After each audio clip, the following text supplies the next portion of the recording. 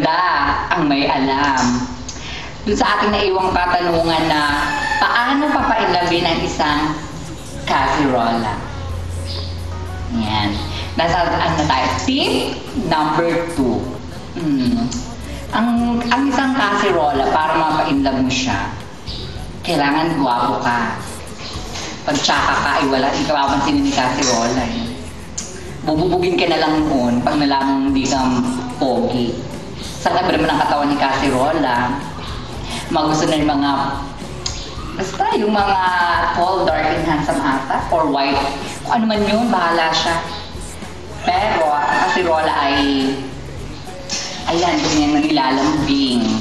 Nilalambing siya, iyayakap, at kung ano-ano pa. Pero especially, ang isang casserole para ma-inlove ka, ano nga yun? Nakalimutan ko. Sasabihin ako nakalimutan ko. Ayun. Ang casserole para ma-inlove ka, kailangan,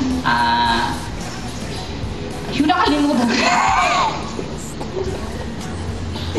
Nakalimutan ko, sasabihin ko. Gusto ko ng mayaman. O yun, gusto daw niya ng mayaman, mapag-aruga. Yung ano. Laging saya sa Ayun. Yan. O, di ba din nasagot na yung katanungan ng kaserola sa tip number 2 dito sa Maganda ang May Alam.